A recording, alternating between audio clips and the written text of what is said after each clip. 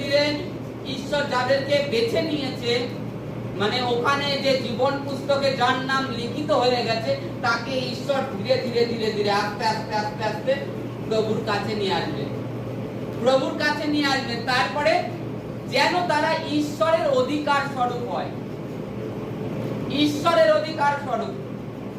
আজকে আমরা যেরকম ঈশ্বরকে পিতা প্রভু বলে ডাকার অধিকার পেয়েছি, এই অধিকারটা আগে ছিল না। পিতা, বিশেষ করে পিতা, তখন যেরকম আমরা চলিত ভাষায় ভগবান কি ঈশ্বর এই শব্দটাই ব্যবহার করতাম, কি প্রভু, কিন্তু পিতাটা করতাম না।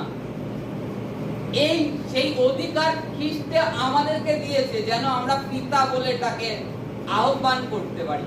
তো এখানে ঈশ্বরের অধিকার স্বরূপ আমরা হই। ঈশ্বরের অধিকার কি? যে ঈশ্বরও বলেন যে এ আমার কন্যা, এ আমার পুত্র, এ আমার বিশ্বাসী সন্তান।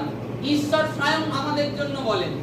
তারপরে বলছে, বাস্তবিক যিনি সকলই আপনার ইচ্ছা অনুসরণে সাধন করিয়াছেন, তার সংকল্প অনুসরণে পূর্বে নিরূপিত হইয়াছিল। উদ্দেশ্য এই, পূর্বে খ্রিস্টে প্রত্যাশা করিয়া যে আমরা আমাদের দ্বারা যেন ঈশ্বরের প্রতাপের প্রশংসা হয়।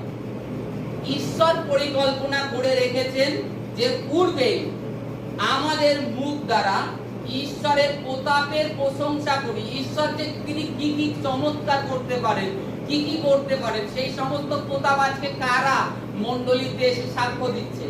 আপনার মতন একজন, আমার মতন একজন এসে বলছে যে প্রভু আমার জীবনে অদ্ভুত কার্য করেছে, প্রভু আমি এইরূপ ছিলাম।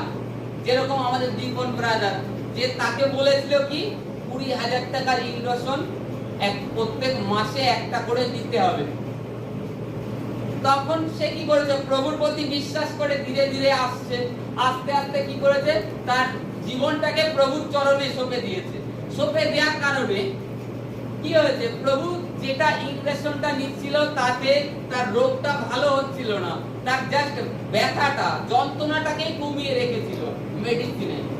আবার ইনভেশনের যতদিন ভ্যালিডিটি থাকছে, ওষুধের পাওয়ার যতদিন থাকছে, ততদিনই তার জীবনে সেটা ব্যথাটা দূরে থাকছে।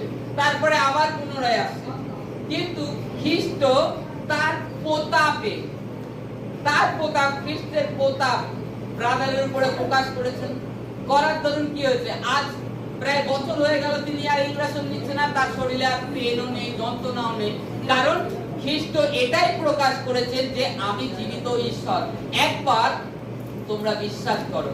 তার প্রশংসা খ্রিস্ট